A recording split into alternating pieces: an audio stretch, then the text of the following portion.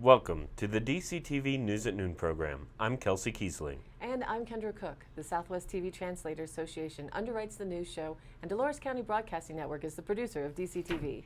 If you have a news topic or tips you'd like to see covered, give us a call. The studio number is 677-4119. Today's show is live on Monday at noon and rebroadcast at 3 and 6 p.m. and again re-aired on Thursday at noon, 3 and 6. Coming up, trail derailment, McElmo Flume project, and more. And also an arrest on slayings, abandoned mines, and fires with weather, sheriff's report, and area happenings. Today is June 19th, 2017, and now the news at noon. According to the Durango Herald, a Durango and Silverton narrow gauge railroad train derailed on Saturday afternoon, causing some delays for passengers. No one was injured when some coach cars on a train returning from Silverton came off the track, said Christian Robbins, a spokesman for the train. Most of the several hundred passengers affected by the derailment returned to Durango by bus, and train staff handled the situation quickly and safely. The railroad was operating several trains Saturday, and it was the first train returning from Silverton that derailed between Hermosa and Durango. Most of the passengers on the first train walked to buses that brought them back to Durango. The railroad sent a one-car train for those with disabilities who were unable to walk to the buses. Passengers on the second train returning from Silverton got off in Hermosa and also returned to Durango by bus. The last passengers to return arrived at Depot about 7 p.m. The two trains delayed by the derailment were still on the track after 7 p.m. Saturday night, but the track was expected to be repaired by Sunday to continue operations. Reported by the Cortez Journal, a man accused of killing his stepfather, brother, and two strangers in a shooting rampage spanning nearly 200 miles across New Mexico had made troubling statements to family members about his intentions to kill or hurt people for fun, court documents said Friday. An argument between Damian Herrera, age 21, and his stepfather over using a truck likely led to the shootings outside the family's home in a rural community not far from some of the state's popular tourist draws, according to a criminal complaint. Herrera shot his mother as she pleaded for her life, witnesses say. After Herrera gunned down his family, police say he carjacked and killed a driver before shooting another man hours later at a general store in a tiny town that artist Georgia O'Keeffe called home. That's where the final victim, a regular at the store and security guard at O'Keeffe's home, died. Herrera was arrested Thursday and initially accused of 5 counts of murder. But prosecutors later said Herrera's mother was in critical condition. She had been taken off life support, leading authorities to believe she had died, District Attorney Marcos Serna said. It was not immediately clear if Herrera had a lawyer to speak on his behalf. His sister and others were at the family home in La Madera when they heard gunshots ring out Thursday. Witnesses told police that Herrera shot his stepfather first while the two were outside. Hearing his calls, Herrera's brother and mother went outdoors. The brother was shot in the neck during a struggle, and Herrera then shot his mother in the head as she begged for mercy, according to the complaint. Family members told police that Herrera was calm and had a blank stare as he opened fire, as if he knew exactly what he was doing, the complaint said. From the Durango Herald out of Denver, the Colorado State Legislature's Joint Technology Committee met last week to hear about the technological developments that may help Colorado's growing elderly population age. The presentation covered a range of helpful devices, including GPS inserts for shoes of patients with advanced dementia, to devices to help cut down on hospital and doctor visits. An example included a device for diagnosing urinary tract infections from home. Another is a smartphone application that asks a series of health-related questions and sends the answers to an individual's health care provider to determine if an office visit is necessary. Senator Beth Martinez-Humanek, Republican from Thornton, said the meeting was one of a number of informational presentations the committee receives every year to learn about technological advancements in Colorado and across the nation. These serve as inspiration for legislation in coming sessions and also informs decisions made during submission of budget recommendations. She said this presentation was of particular importance because Colorado's population of people 65 years and older continues to grow. In November, the Strategic Action Planning Group on Aging released a report that shows the state's 65 and older population grew 29% from 2010 to 2015. It makes this segment of the population the third fastest growing in the nation.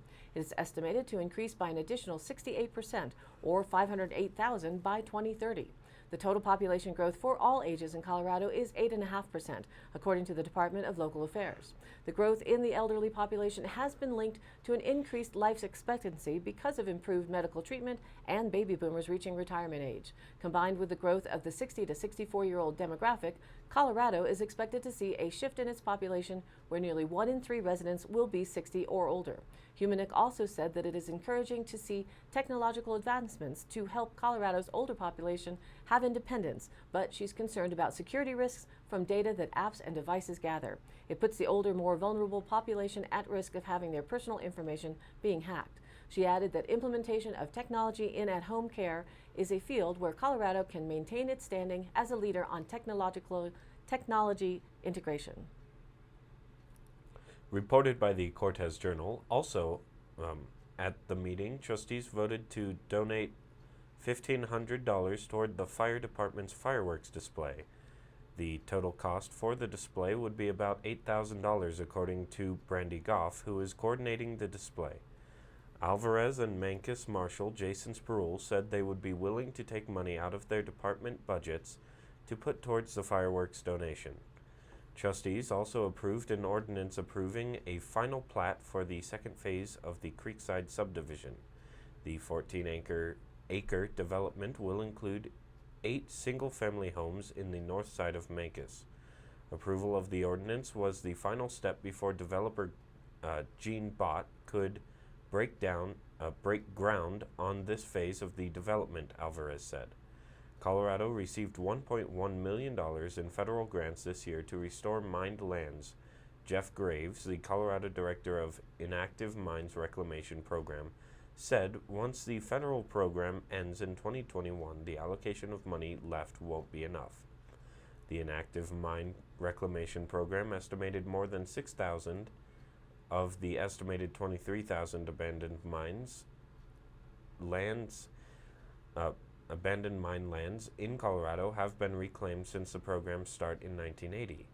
Rob Rice, chief of the Office of Abandoned Mine Lands and Reclamation in West Virginia, said the lack of funding means officials must decide between doing a complete reclamation of a few sites or addressing only specific high-risk problems and hoping lower priorities don't manifest into bigger issues.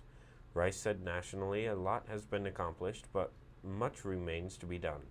Abandoned mines can cause significant environmental impacts, such as the release of high levels of toxic minerals. Incidents such as the August 2015 Gold King mine spill near Silverton are one of the reasons government officials advocate for mine reclamation, a process to restore the lands to pre-mining. EPA contractors working at the Gold King mine caused a collapse that contractors unleashed 3 million gallons of toxic mine waste into the Animas River. In the spill's first year of cleanup, it cost the EPA $29 million for response and water quality monitoring.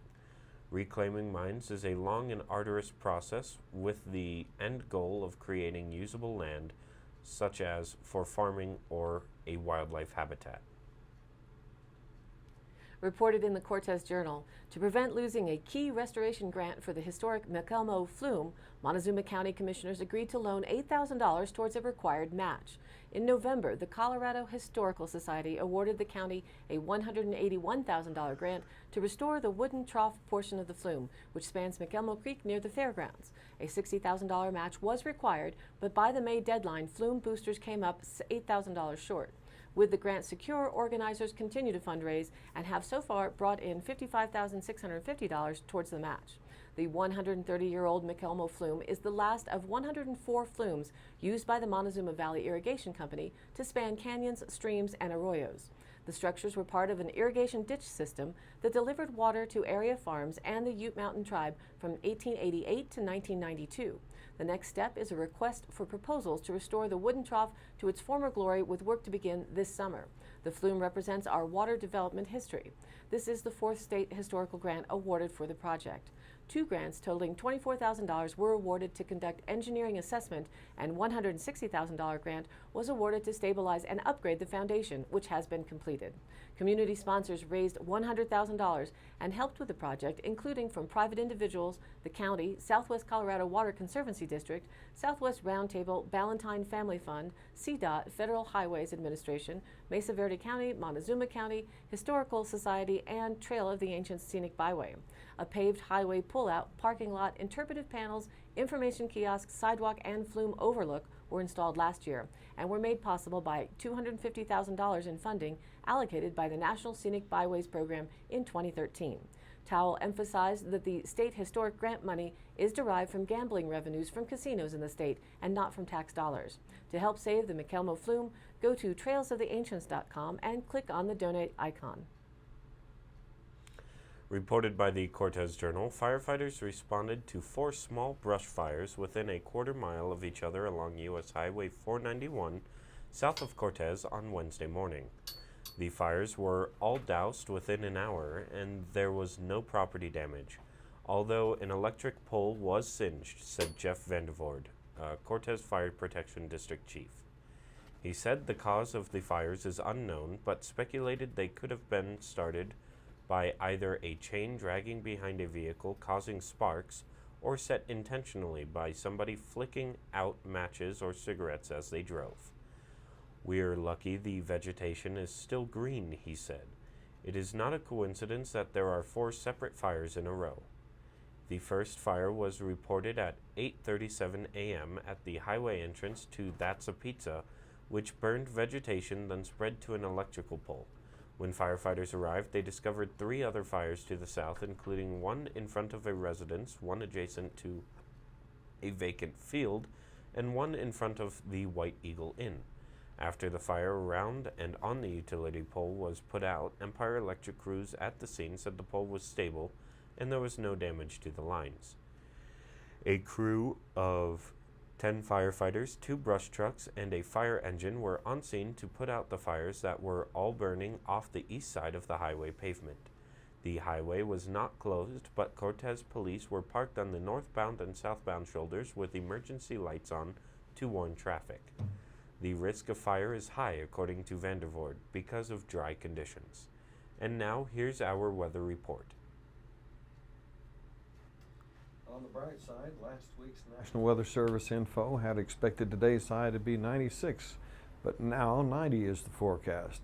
Winds are expected to run between 10 and 15 miles per hour. Direction will change a bit from day to night. The high pressure providing all this is expected to center over our Four Corners region for the next few days.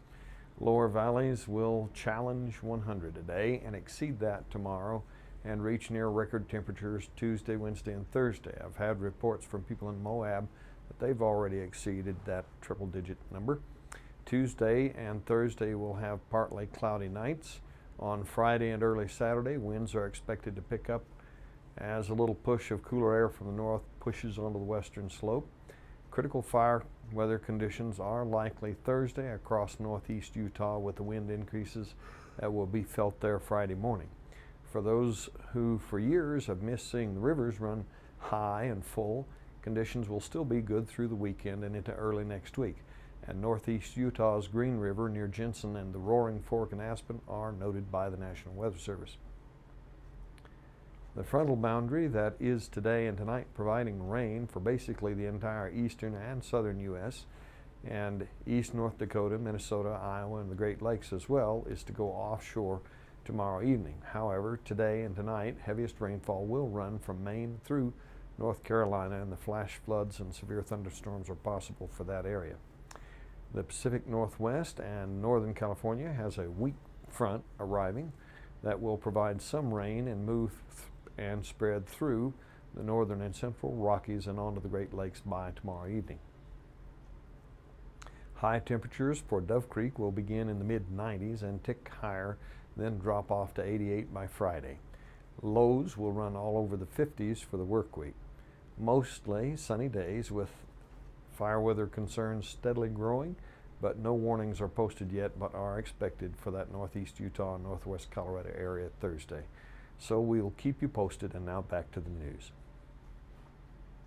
According to the Cortez Journal, Mancos Town trustees voted to make some temporary changes to the town's fire ban at their meeting Wednesday. After the Weber Canyon fire in 2013, trustees voted to ban all open fires, including fireworks, within town limits. However, there has been recent discussion about loosening the restrictions, according to town administrator Heather Alvarez. Mancos resident Gina Roberts told trustees that the wording should be changed in the ordinance. Trustees unanimously voted to adopt an ordinance that temporarily lifts the fire ban to allow for controlled open fires within town limits. Mayor Queenie Bars was absent from the meeting. The ordinance allows controlled fires in indoor or in outdoor brick or metal fire pits or other fire pits designed for outdoor fires. Any fire must be monitored at all times and properly extinguished according to the ordinance. The ordinance also allows for the Mancos Fire Department to put on its annual 4th of July fireworks display. Trustees said that most Mancos residents would have good judgment when dealing with fires. Also at the meeting, trustees voted to donate $1,500 toward the fire department's fireworks display. The total cost for the display would be about $8,000, according to Brandy Goff, who is coordinating the display. Alvarez and Mancos Marshal Jason Spruill said they would be willing to take money out of their department budgets to put toward the fireworks donation. Trustees also approved an ordinance approving a final plat for the second phase of the Creekside subdivision. The 14-acre development would include 8 single-family homes on the north side of Mancos. Approval of the ordinance was the final step before developer Gene Bott could break ground on this phase of the development, Alvarez said. For the week of June the 11th to the 17th, the CO2 measures from Mauna Loa Observatory are in at 409.39. Week before last was 409.65, 1 year ago was 407.28, and 10 years ago was 386.36. Who's the biggest, who's the best, who's the baddest, etc. Any kind of list can be made. Power plants in Texas are among those that lead the nation in emissions. A report entitled Benchmarking Air Emissions, compiled by M.J. Bradley and Associates, a Massachusetts energy consulting firm, examines air emissions from plants owned by the top 100 merchant power companies in the U.S. Houston's Exelon is 4th, NRG Energy is 8th, Calpine Corp 10th, and Dynegy is 11th, so they have the monopoly, you might say. Power plants, particularly those that are coal-fired, produce sulfur dioxide, carbon dioxide, mercury, and nitrogen oxides. These contribute to pollution, global warming, and respiratory problems. As of 2015, power plants accounted for more than half of the sulfur dioxide emissions in the U.S. and 38% of carbon dioxide emissions. Most of the country's emissions from power plants came from a handful of the top companies. Nearly a quarter of the power industry's sulfur dioxide and carbon dioxide emissions came from companies in the top 3 or 4 producers. In 2015, NRG was the top producer of sulfur dioxide, according to the report. The company was also among the top 10 producers of mercury, carbon dioxide, and nitrogen oxide. According to the company's sustainability report last year, NRG cut its sulfur dioxide emissions by 49%. Earlier this year, NRG completed a carbon capture plant on one of its plants, which puts carbon emissions through a chemical process and then repurposes them for oil and gas drilling. I'd say more of that would be good. The largest carbon capture plant in the world, in fact. So they still have a #1 claim there. Overall, Texas leads the nation in carbon dioxide emissions. However, more than 70% of the carbon dioxide emitted by power plants that are coal-fired. Just under 30% comes from natural gas-fired plants. The Obama administration awarded NRG a $190 million grant to help build that plant. NRG and its partner, Japanese energy company JX Nippon Oil and Gas Exploration Corp, developed the system that captures the emissions, known as flue gas, and uses solvent to separate the carbon dioxide from the other gases. The White House budget blueprint for March would slash funding for the Department of Energy's energy programs by 18%. Both the Advanced Research Projects Agency and Energy and the Title 17 Innovative Technology Loan Guarantee Program that were involved would be eliminated in favor of increased reliance on the private sector to fund later stage research, development, and commercialization of energy technologies. Current Energy Secretary, former Governor of Texas, Rick Perry, has often repeated that mantra. Even the NRG has said it is unlikely to build another carbon capture project unless economics change and make such an investment profitable. Smells like sulfur dioxide to me. Reported by the Cortez Journal, most students at Montezuma County schools are up to date on vaccines, but some area schools have higher vaccination exemption rates than the state averages, according to data released this month by the Colorado Department of Public Health and Environment. In general, smaller schools across the region and the state have higher exemption rates than larger schools. At most schools along Colorado's Front Range and Interstate 70 corridor, 95% or more of students are up to date. In the state's rural areas, rates vary. In most schools in Montezuma County, fewer than 95% of students are up to date, which might not be enough to ward off a breakout of disease. In Colorado, parents may exempt their students from receiving vaccinations on medical, religious, or personal grounds. Virginia Hernandez, immunization coordinator for Southwest Health System in Cortez, said some area schools may face difficulties in reporting immunization data because it is complex. Some parents might struggle to find time to bring their children to the clinic to get updated on shots, Hernandez said. Southwest Health System and the Montezuma County Public Health Department participate in Vaccines for Children, a program of the Federal Centers for Disease Control that provides vaccines for eligible children at no cost to parents. Southwest Health System is also working with the Cortez and Mancos school districts to offer school-based health clinics. Those clinics have helped provide more convenient access to vaccines for students and parents, Hernandez said. Across the state, about 86% of schools provided data to CDPHE from students in the 2016-17 school year. That includes 1,801 schools and more than 864,000 students. All the data is self-reported by schools and child care centers and is not validated by CDPHE, according to the department's website. And this information comes from CoHealth data. Dolores County is above average with our vaccines. More than 96% of our students are up to date with their vaccines. According to the Cortez Journal, something new and delicious is coming up from south of the border. Experienced restaurateur Dionisio Espinosa wants his new business on South Broadway to feel like a little piece of Mexico. Mi Mexico, which opened June 9th, is decorated in bright colors with traditional Papel Picado banners hanging from the ceiling. Everything is made to look and taste like an authentic restaurant in Mexico.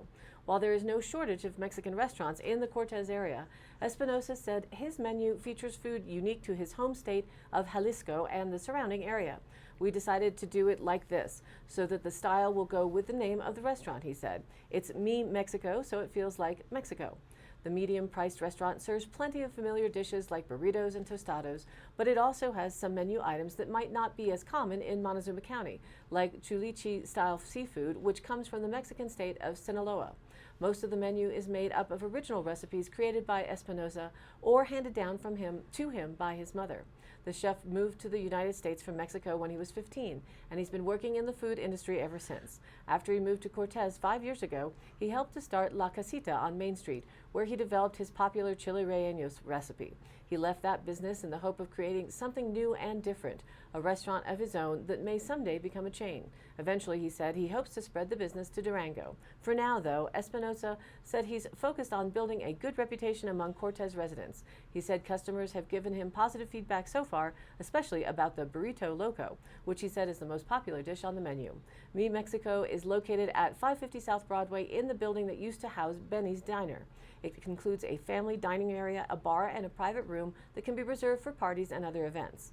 They are open They are open from 11 a.m. to 10 p.m. Sunday through Thursday and 11 a.m. to 11 p.m. Friday and Saturday.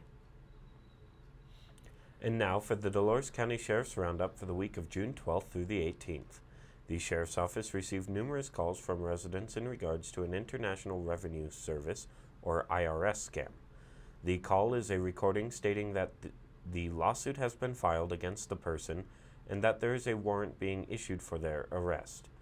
The recording gives a phone number of 912-304-4378 to call back. Please do not call this number back. This is a scam. A driver of a farm tractor reported a reckless tractor trailer on Highway 491. A deputy was able to make contact with the vehicle. A resident motorist en route to Cortez reported horses loose on Highway 491. A deputy responded and was able to connect the horses with their owner. In today's High Canyon Country happenings, since the August 2015 Gold King mine spill, scientists from universities and state and federal agencies have studied the watershed of the two rivers impacted by the spill. The latest findings will be presented at the second annual conference on environmental conditions of the Animas and San Juan watershed, with emphasis on Gold King mine and other mine water issues. End quotes. The conference will take place June 20th through the 22nd at San Juan College in Farmington. The New Mexico Water Resources Research Institute will host the conference for the second year. This year's technical program will include oral and poster presentations. The afternoon session on June 21st is free to the public and will include a panel on making the community whole again. The conference registration fee is $50 and students are $25. The fee includes lunch on Tuesday and Wednesday. For more information about the conference and to register, visit animas.nmwri.nmsu.edu/2017. Saturday, June 24th, starting at 7:30 a.m. in Mancos, is their Cowboy Half Marathon 5K fun run. Prices are from $25 to $70 to enter. Enjoy beautiful courses offering stunning views of the Mancos Valley and Mesa Verde. The Half Marathon Loop Course and Out and Back 5K are a mix of paved and dirt roads. The half distance also includes a challenging trail portion. This event is a fundraiser for the Mancos Public Library. For more information and to register, visit mancoshalfmarathon.com. And come on out to the Dove Creek Sinclair this Saturday, June 24th at 8 a.m. to register for the Pick and Hoe Poker Run for royalty this year. Registration is $25 and includes lunch at one of the stops along the route. Cars, trucks, motorcycles are all welcome to join the ride. Departure is at 9 a.m. After free coffee and donuts at each stop, you'll draw a card and for a chance to win the best hand. A picnic lunch is served up in Placerville at the park, and the final destination takes you to the State Line Bar and Grill. A great chance to support the Pick and Hoe and meet some new people and take a beautiful scenic ride. Any questions, call the Dove Creek Chamber at 970-560-2856. And all of these happenings are posted on our DCTV News at Noon Facebook page, along with the YouTube replays, weather, and original stories and local posts. So share your event or information by contacting us at dcbnnews@gmail.com or call us at the station 677-411-9, and we'll be sure to get your news on air. Thanks for tuning in. News at Noon airs live at noon Monday through Wednesday, then rebroadcast at 3 and 6 p.m. and again re-aired Thursday, Friday, and Saturday in the same order at noon, 3, and 6. And be sure to check out our DCTV News at Noon Facebook page. Please like us there and share it with a friend. For Kendra Cook, Jerry Tope, and everyone at DCTV with the News at Noon program out of Dove Creek, USA, I'm Kelsey Kiesling. Thanks for watching.